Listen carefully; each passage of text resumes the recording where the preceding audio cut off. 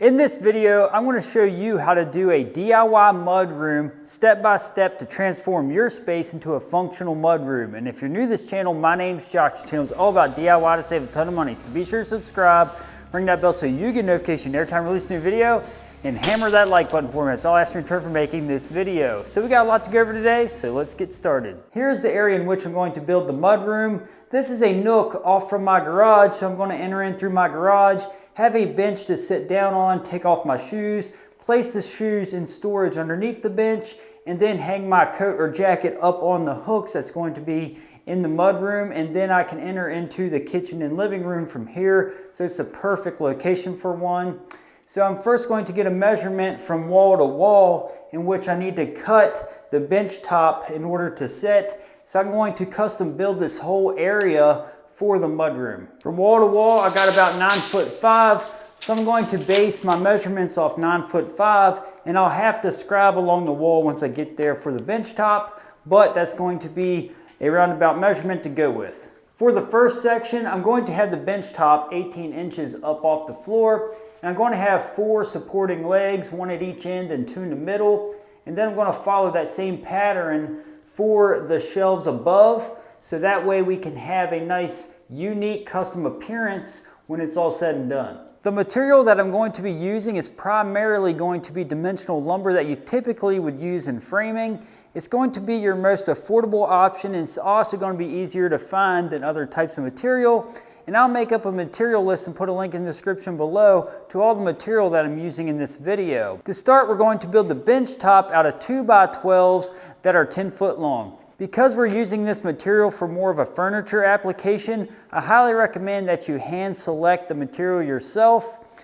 To do this, we want to make sure that we eyeball down the board to make sure it's not bowed and twisted, and also flip it up on end and make sure it doesn't have any hard crowns, because the crowns and the bows and the twists are going to be much harder to work with than a straight board. And I know it's very hard to find a perfectly straight board, especially when it comes to dimensional lumber. I want to join together these two 2x12s to make the bench top, but in order to join them, you'll notice that we have a rounded over routed edge here. We need to make sure that we make these perfectly square with each other so they go together in a perfect joint. So I'm going to show you an easy DIY option for that. And also, this is very similar to how I built my tabletops in my workshop. If you want to check out that video, check out video link top right hand corner of the screen, and I'll show you step by step how to do that. But I'm going to show you the DIY version now. The easiest way to do that as a DIYer would be to use a table saw and just rip off about 1/4 inch, which would be that rounded over edge. And that's going to be the easiest way so they line up really well. But as you've seen in my top video that I used, this type of a jointer, and this jointer will make a perfectly flat side so they butt together really nice. So we're going to go with a mid-range option today using a track saw. I'm going to cut the 2x12s down to 9'5" to fit in the space in which it's going to be sitting. Now that they are cut to length, we need to find out if there is a cup in the board. All we have to do is take a framing square, lay it on the top, and if we rock from the center, there's a cup, and we want to make sure the cup is up in this case. And we want to either hook a straight edge and run our skill saw down it in order to cut off the edge to make it square, or like I already mentioned, use the table saw. But I'm going to use my track saw here. As you can see underneath, I got my track saw track already hooked to this 2x12. And now this again is going to mimic what we would do as far as a straight edge on a 2x12, but it's just going to slide down this track and literally rip this edge off square with the board.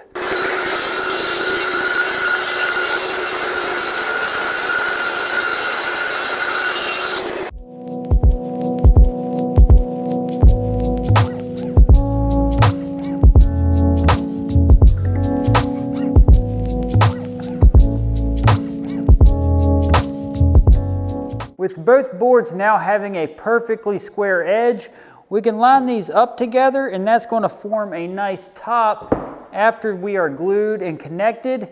In order to make our connections, I'm going to use a joiner and place biscuits every 1 foot apart. I'm first going to come over about 3 inches from the edge and just make a line right from board to board, and that's going to be where we line our biscuits up. And I'm going to be about 1 foot apart per biscuit. This is what's called a biscuit joiner. This simply is going to place a biscuit in the joint in order to hold the boards flush with each other, and it's also going to help join the board together using wood glue. And now that I have this board turned around, this mark that lined up with this mark are both facing the same way, so that way I can make my biscuit cut. This is set at 3/4 inch deep, so we're going to be about halfway in the board, so that's going to be a fine location to place it. In order to use this, we simply just line this up with the mark, and then we squeeze the trigger, and then we plunge cut in twice in order to clean out the groove really well.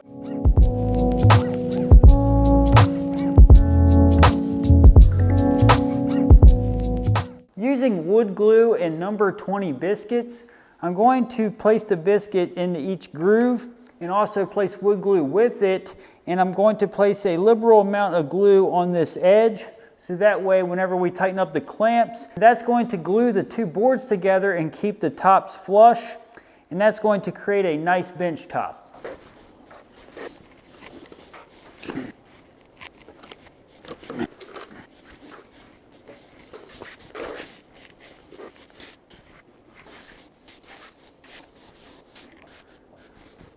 All in one motion, I'm going to lay this board down and line them up and then tighten up the clamps in order to join it together.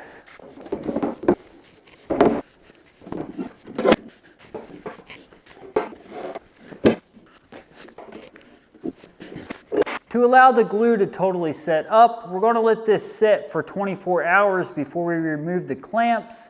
It's very important that you don't prematurely take these off because it could separate. And now that this is put together, I'm going to get a total width after it's placed together, and I got 22 inches.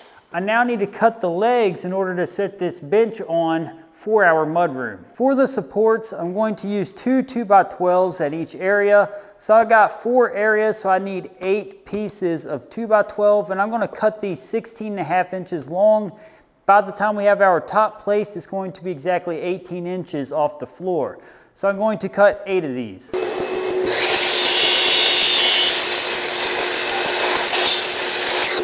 Here are 2 of the 2x12s I'm going to put together to make the leg.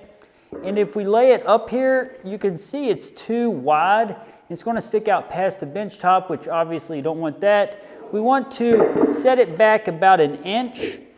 So about right in here. And we also want to come out enough to miss the base in the back, because I don't want to remove the base off the wall to put these on. It's going to create too much work that I don't want to do. And if we take a measurement here, we're going to get ourselves 1 inch. And over here, we want to come back about 1 inch as well. So that means we need to rip one of the boards down to 8 3/4 inch. So just one of these panels need ripped down 8 3/4 inch.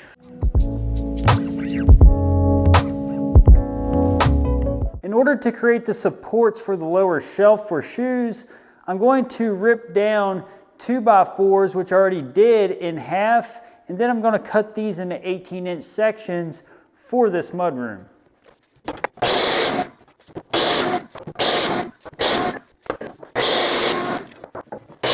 To assemble the supports, I have the full 2x12 that was not ripped down here, and then here's one I have ripped down. We're going to place these together with the factory edge to factory edge, and we're going to flush them up perfectly.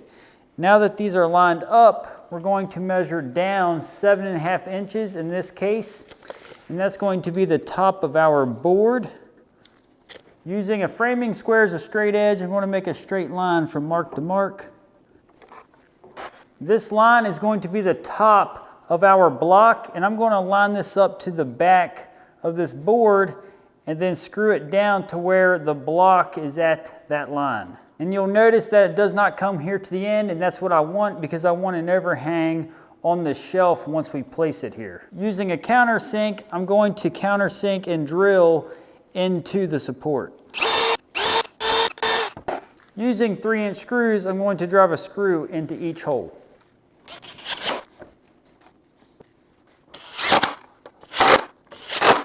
Not only does that create a support for the shelf, but that's also going to hold these two boards together until the top's installed. I got to do the same to the other side. And make sure you measure up off the same bottom as you do, because once our shelf is sitting here, that's going to give us even space from here to here and from here to here, which is 7.5 inches to the top of this and then 7.5 inches to the bottom of this.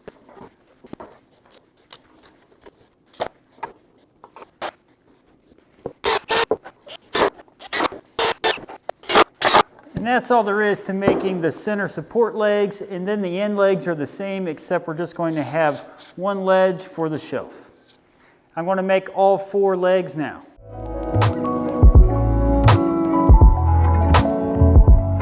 To make the dividers in the mudroom, I'm going to be using 8-foot 2x12s.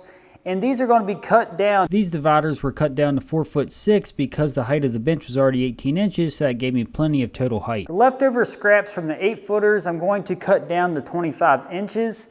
And I'm also going to rip down the dividers that we just cut and these, and we're going to rip about 1 inch off them.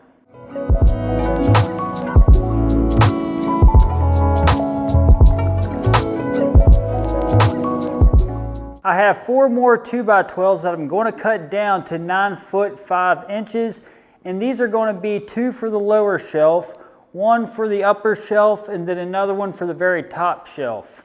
So I'm going to cut these down to length now.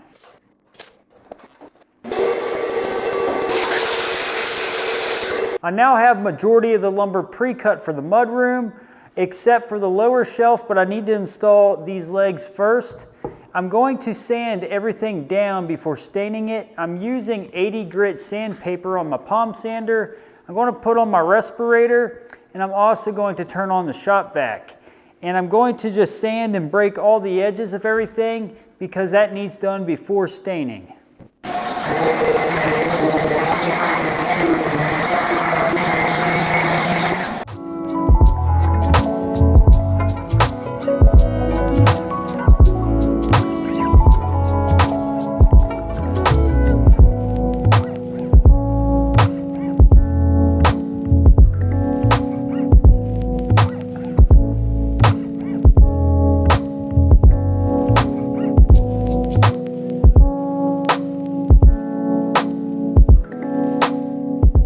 It's been 24 hours since I put together the top. I can now remove the pipe clamps and get this up on the workbench to sand it down.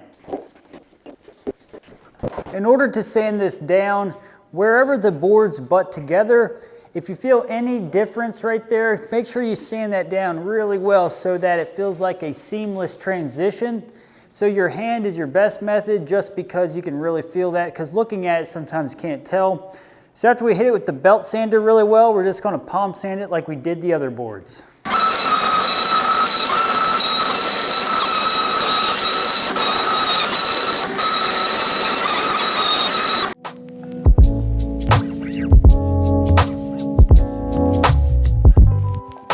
Now that I have all the wood pre-cut and sanded, I'm going to take an air hose and blow off all the dust from the surface before applying the stain.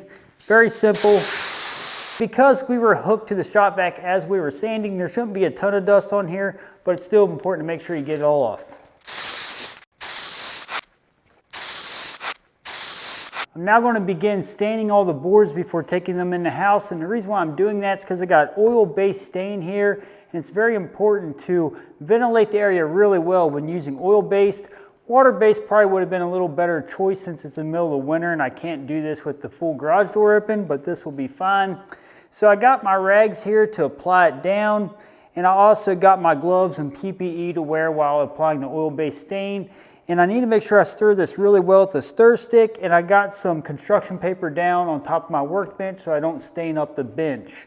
And I have everything ready to go, and even the shiplap that's going to be on the wall and for the backing of the mudroom. So I have everything ready, and I'm going to just go ahead and stain it. And I would instruct how to do this, but I need to put my mask on, so I'm just going to do a simple time lapse. Most people know how to apply stain, not very complicated. I'm just going to get a rag. This is just a terry towel. We're going to wipe it on with stain, and then we'll take another cloth and dry it off if it went on too heavy. and just make sure we get a nice uniform stain. So you don't want anything laying in a certain area longer than others because it will darken it the longer it sits there. So very important. And always do a test sample on a scrap piece of your material to make sure it's the color you want. So I'm going to begin staining everything now.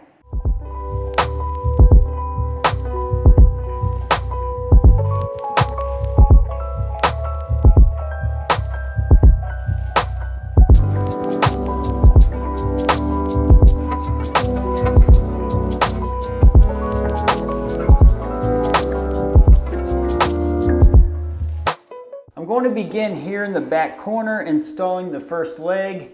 This needs to be level and also needs to be relatively square off this back wall. In order to get it to that point, I'm going to set it right up against this base, and you could also remove the base and then cut it and place it back later. But for me, I want to keep the base on there, so I'm just going to butt up tight to it. If I place my level on it, it looks like the back needs to come up just a little bit. I have shims, so since the back needs to come up, we're going to shim the back, and if the front needed to come up, we would shim the front. So I'm just going to place a little shim here, and it didn't need much shimming at all, just a wee little bit. Now that the leg is level, I'm going to place a screw about 3 inches back, and then about 3 inches back from the back side as well into the base in order to hold it into place. And it's also going to hit the plate in the wall. And you definitely don't want to use really long screws here, just enough to penetrate in past the drywall, about 1/2 inch to 1 inch, enough to hold the leg in place because there could be electrical wires back in here, and electrical wires are typically in the center of the stud wall, so just keep that in mind.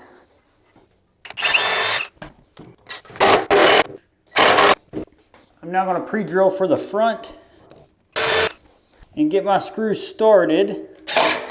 Before driving that screw home, I need to make sure that we're sitting square with the wall. I'm going to use a framing square and slide it right up to that leg and hold it square and place the screw in there to hold it into place. The reason why it's important to get this as square as possible is because when we cut our shelving for the lower shelf, we need to make sure it's square so that way we don't have to scribe the cuts in order to fit in here properly. That looks good where it's at. I'm now going to score and cut the shim. We now need to address the other side. I'm now going to install the opposing side, and just keep in mind that it's setting properly to where the ledge is the proper height off the floor and that the front is placed properly. And the easy way to identify that, as you can see, this is set back to where this side is not. I'm now going to install this just like the other side.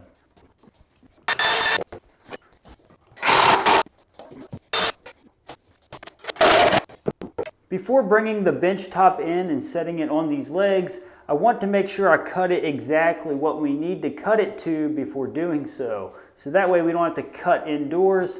Something really important that you may not think about is you need to take your framing square, place it up against the wall. If you notice, I'm tight here in the corner, and then I got about a 1/4 inch gap here. You're going to have to cut the top to fit that if we want it perfectly flat against the wall, or at least close. And yes, it is going to be hidden back here in this wall, so it's important that the front comes and touches the wall, because you will see if there's a gap here on this end, but this will get covered up back here with the next panel that goes above this. So keep that in mind. And we can also get an exact measurement from end to end since we have our panels in place. I'm going to taper this edge to go against the wall. Going to come over the 1/4 inch like I mentioned and make a mark. And we know we need to go to nothing, so we're going to take a straight edge from here to here. We can mark this and cut it with a circular saw because it will be covered, but I'm going to use my track saw just to make this quick and easy.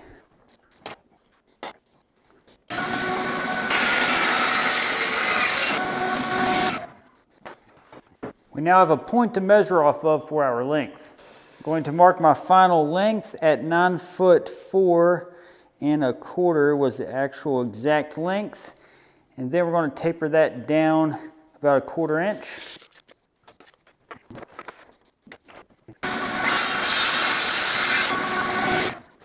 All right, and that is why we always keep this long whenever we build this, is to give us room to cut this down. to the right length. Now that the end panels are secured, I can evenly space these center supports before putting the bench top that we just cut down. I'm just going to lay these out and place them evenly for even spacing.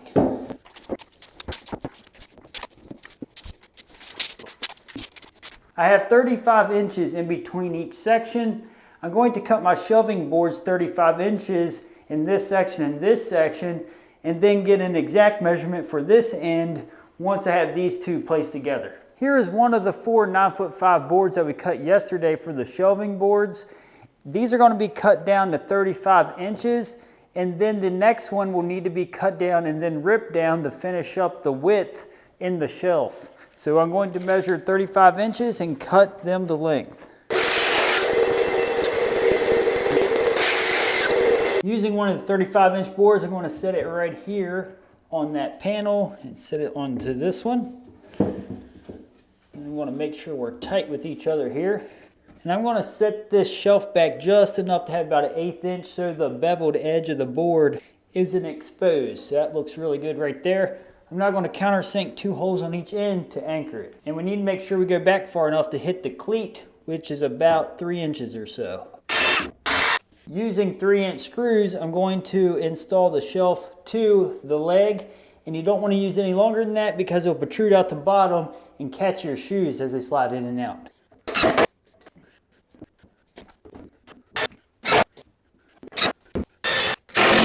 From here I can get a measurement for the board that's going to finish up this back. Looks like we need to rip the next shelving board down to 9 1/8.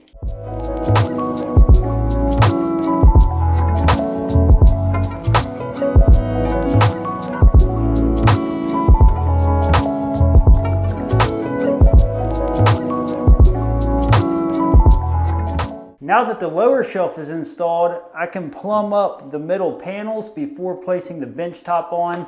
We need to place a level on it like so, and this shows that this top needs to go that way. So I got a rubber mallet where it's going to tap it until it becomes plumb. That looks pretty good there.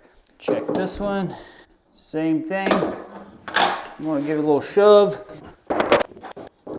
All right, that's much better, and we can fine tune it once the top's on. I have my helper on one end, I got the other, and I got to lift up high in order to compensate because it's tight.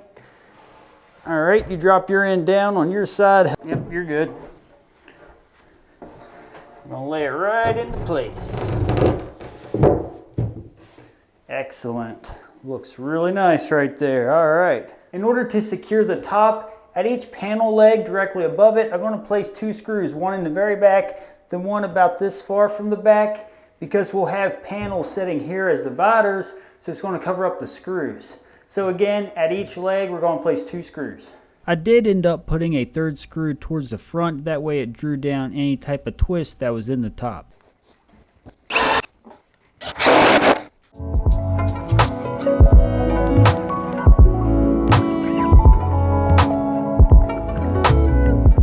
It's now time to begin the installation of the shiplap against the wall. This shiplap will need squared up on the ends because the factory ends are not cut perfectly, and I'm going to butt my joints, so I got to do that on each side. And I'm going to use the bottom part that does not have the tongue sticking down to square off of, because that will be the exposed edge here. So we're going to square up each end and make 8-foot sections. I'm going to cut 12 of these for this wall.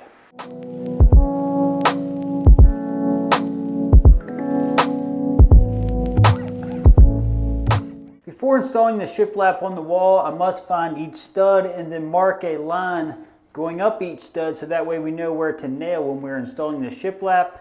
To find the stud, I got a stud finder. I'm going to start here. Then we'll come on the other side, do the same. Then we'll do the knock test to confirm. And I can also see where a nail or a screw from the drywall installation is. So we're definitely right here in the center of a stud. I can measure 16 off center to find each stud, or use the stud finder. I built this house so I know we're 16 on center, so I'm just going to measure off the center of that stud to find the rest of them.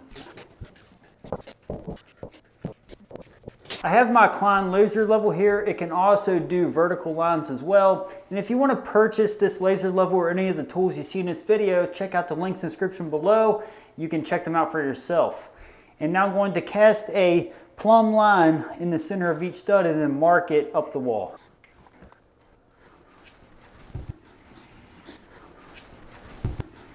In order to install the shiplap on the wall, I got a 16 gauge finish nailer with 2.5 inch nails. Again, you don't want anything real long, you risk hitting a wire. And I know that this board is going to start right off the top of the bench. So this is our first piece of shiplap. And if I butt tight to the wall, I actually break perfectly on the stud going 8 foot that way. And the same coming back, the next one will break on this stud. So it's going to be easy to pre-cut our ends so we can pre-cut those before starting the whole wall. So we're going to do the 2 rows, get our measurements. But all we have to do here now is place 3 nails at each stud that we marked on the wall. So one about 3/4 inch or so from this edge, 3/4 from here, and right in the center. Do that at each stud.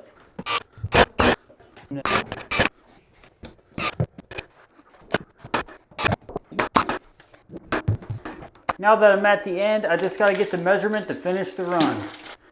Here's my cut piece, 15 3/4 inch, and I'm just going to butt it right up to that end and then shoot it into place. And now we're going to start with a full piece going the opposite way and stagger as we go up the wall till we get to our 12th row. And with this shiplap, it literally just laps right over. So unlike tongue and groove, it just sits into place like so. Gives it a really cool rustic look. Now on the opposite end, we're going to push it down, get it as flat as we can against the other row, shoot it into place. And I pre-cut all the ends so we can keep going right up the wall.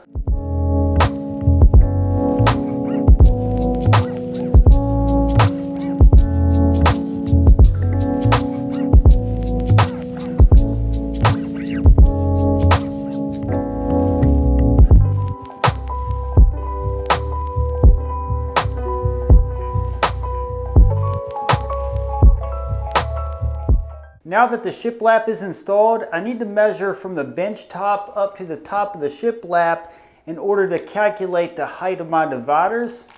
And the height that I have is, I got 82 inches to the very top of my shelf. And I'm going to have a shelf here and a shelf here. And this is going to be nice because I can slide stuff in and out of here, and I could also place stuff on the very, very top if I wanted to. And as you can see, that shiplap gives it a nice backing. I'm now going to cut my dividing panels to the height I want now. In order to install the boards that will divide each section, I want to line them up with the bottom legs. I'm going to take my tape measure to get the measurement to the edge of each one and place my layout on the bench top. Here's where the panel is going to sit. Here's the line I'm going to line it up with, and I need to plumb a line up the wall to line my panel up with from here. We need to do that at each area where a board is going.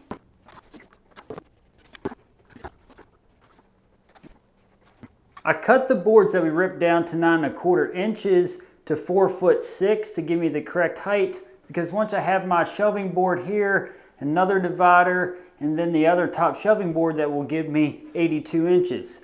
I'm going to sit this on the layout where it's going to be installed. With the panel sitting right where it's supposed to be on the layout, I'm going to first drill with a countersink about 2 inches back from the end in order to anchor it to the layout at the bottom first. After you pre-drill, I'm going to drive a screw here to hold it into place. And do the same to the other side. I can take my knife and clean up around that. To anchor the top, I'm going to line it up with my plumb line and then drill from the top into the shiplap to hold it until we get the top installed.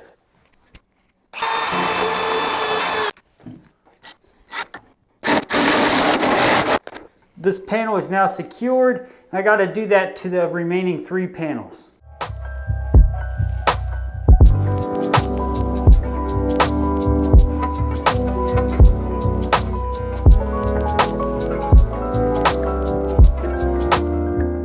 next shelf board is already pre-cut, and I cut it similar to how I did the bottom. I did it tapered at each end to fit the contour of the wall. I'm going to lift it up and set it right on top of these dividers. All right, that looks really good. What we have here, I'm going to place 2 screws in each top in order to secure that shelf down.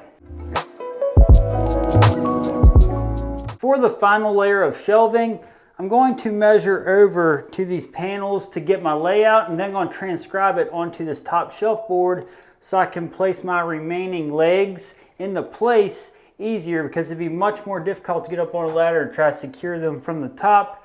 So I'm going to do it on the ground. Here's the very top shelf. I'm going to place my layout across here and use my framing square to mark the edge of my legs. And then I'm going to put 2 screws in from the top down. Well, essentially it's top down, but I'm going to lay this on the side to assemble it. So that way it'll be pre-assembled so I can set it right into place.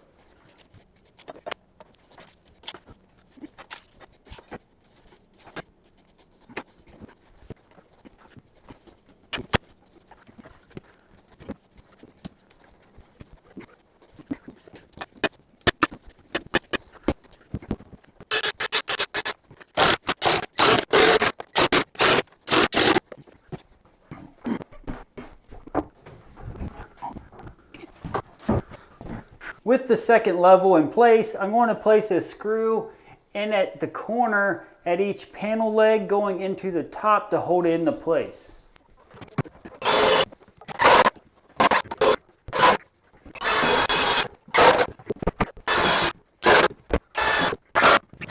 Now that the top shelf's anchored, I can anchor each leg into place. I just got to make sure it's lined up with the bottom. And I can also check to make sure it's plumb, but we have the same layout, so it's going to be good. But once it's lined up with the leg below, we can anchor it into place and place 2 on each side to hold it. I'm going to be using 1 5/8" screws here because I don't want them poking out of the bottom, because you'll see that. So we got shorter screws for this.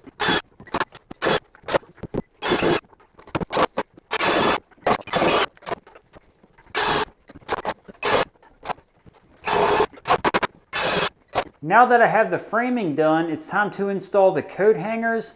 I found these on Amazon in bulk. They're the best price and they actually look really nice. And I'll put a link to them in the description below if you want to pick them up for yourself. And these also came with the hardware with them, so you really can't beat that. And these are going to be installed right here around the top of each opening. And just a little hint, let's say we have 35 inches in between these boards and we want to put 4 in them. That gives us 5 equal spaces. We need to space it out, so every 7 inches we would place a hanger, and that's going to space it out evenly. So I'm going to install these about every 7 inches for this opening so they're spaced out correctly, and it's going to look really good with this final touch for the accessories. They're just Phillips screws, 2 of them, that's going to hold them into place. So I'm going to put the layout on the openings and then install these.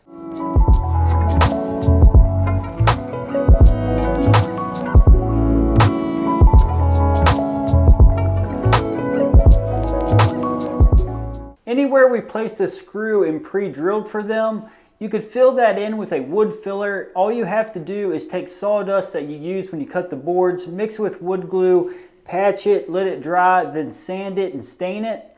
But I'm not too concerned because I know after you put coats here, it's all going to get covered up, you won't see it. But if you wanted to do that, you could. And also, after doing that, I highly recommend putting what's called polyacrylic on it or any polyurethane. But if you use oil-based, be sure to have plenty of ventilation. And since we're indoors, this water-based is a much better option just because you don't have near the fumes as you do with the oil base. So this polyacrylic, you've seen me use this in my wood top video. If you haven't seen it, I highly recommend you see that. Again, check the description below for the link to that video. But this goes on really easy. All you have to do, make sure the surface is clean. Use a 4-inch foam brush. Put it on real thin after you stir it well. Let it dry for a couple hours. Sand it with 220. Then apply 1 more coat and let that dry. Then you're ready to go. So I'm not going to do that quite yet because I got some other things to do in this mudroom, but I want to demonstrate to you exactly how this setup will work. If you were curious about the functionality of the shelf height that I put here below for the shoes, here's for the bottom, fit in there really comfortable. These are my typical work shoes. And then right above, it fits in here nicely as well.